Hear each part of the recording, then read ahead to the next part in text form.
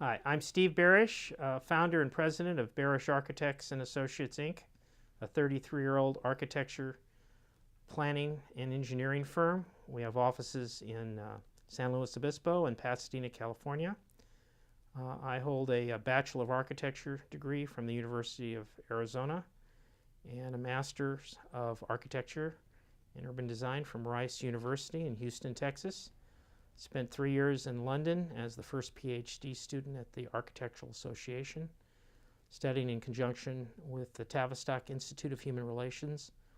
I founded my firm in 1977 in Pasadena, California, on the premise that innovative architecture creates lasting value for our clients and the general public. Our firm has worked on over 500 office facilities of all types, from low-rise to mid-rise to high-rise. We've probably designed in the area of 250 to 300 ground-up facilities throughout California and the western United States. A number of these buildings exceed 50 feet in height, which are considered high-rises in certain municipalities. Some of them exceed 75 feet in height, and some of them have exceeded 110 feet in height. Our firm was one of the first to employ the use of post-tension concrete in multi-story buildings.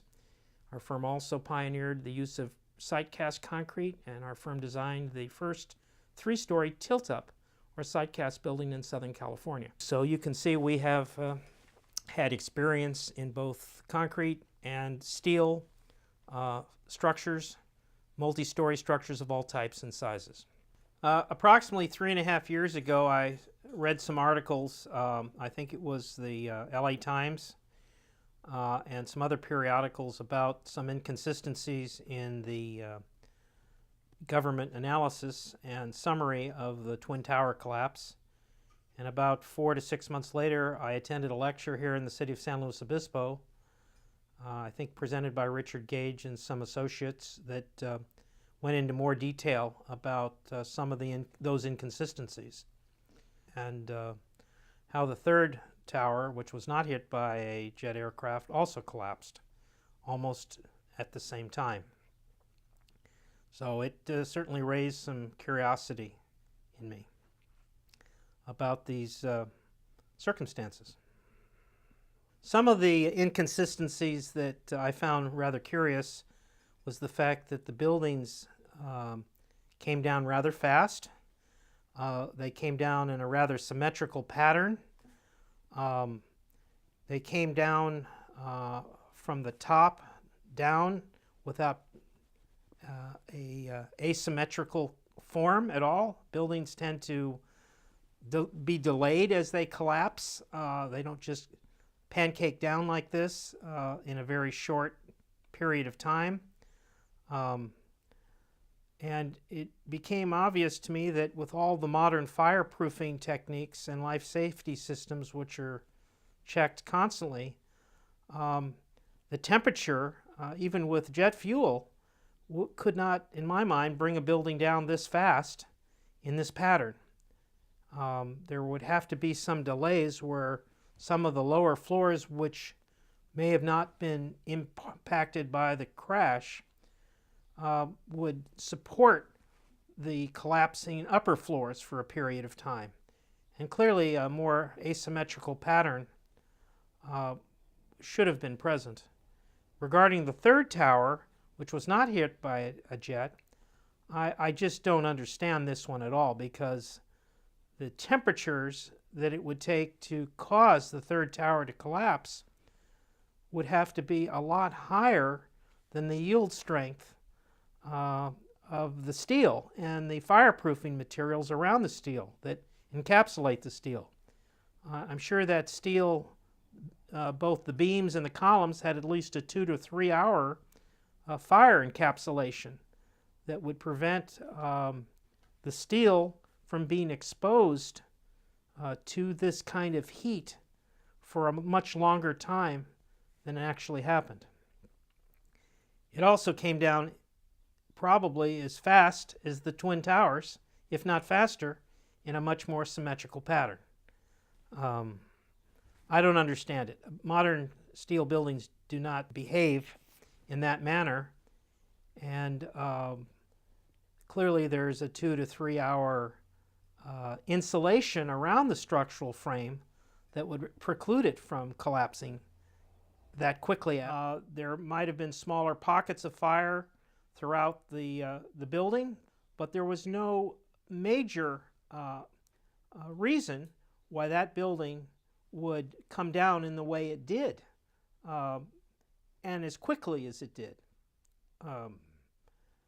So one of the things that really interested me is how quickly the Tower 7 fell. I'm told it fell within 7 seconds approximately from top to bottom. This building was built in the mid-80s apparently, and met all the known codes at the time. Buildings just don't behave like that. If floors fall, they tend to fall and are braced by the floor directly beneath it, and there's some delay there. And then the next floor falls with 2 floors, and there's some more delay. Apparently there must have been some reason why the acceleration of the floors above fell in such a brief time.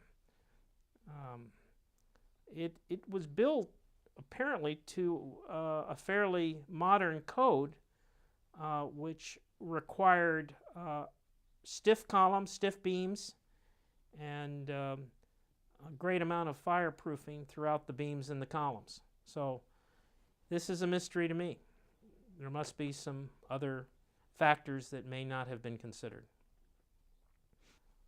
There is a lot of conspiracy potential here and a lot of alternative theories that I don't know much about. I'm speaking more as a practicing architect with a firm that's been in business 33 years that has never seen anything like this.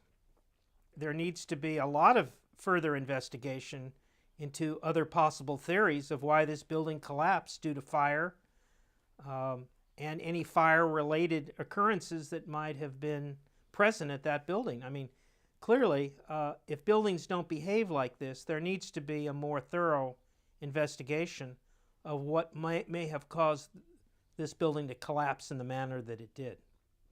I really believe that a much more thorough investigation of Tower 7 in conjunction with the Twin Towers needs to be undertaken, and probably undertaken by non-government agencies that have no vested interest in the results of those investigations. Clearly, private testing laboratories and engineers familiar with the behavior of multi-story steel buildings need to be consulted in an empirical manner.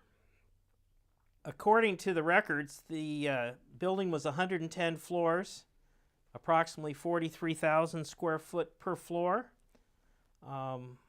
and with the immense size of this building, even if an aircraft hit it from one side, the back side should have come down in a way that you could see larger portions of the floor and the structural components of the building in place on the ground.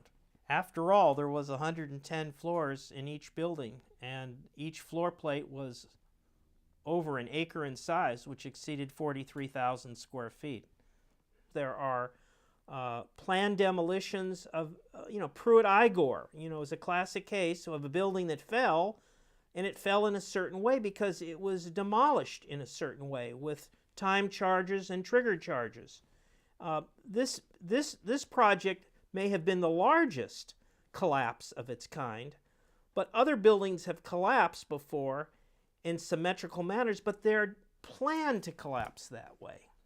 This building, if it did collapse, was an unplanned collapse, and yet it behaved in the same way that man-induced demolitions tend to behave, which is why I'm so concerned the way it collapsed does not compute for an unplanned demolition.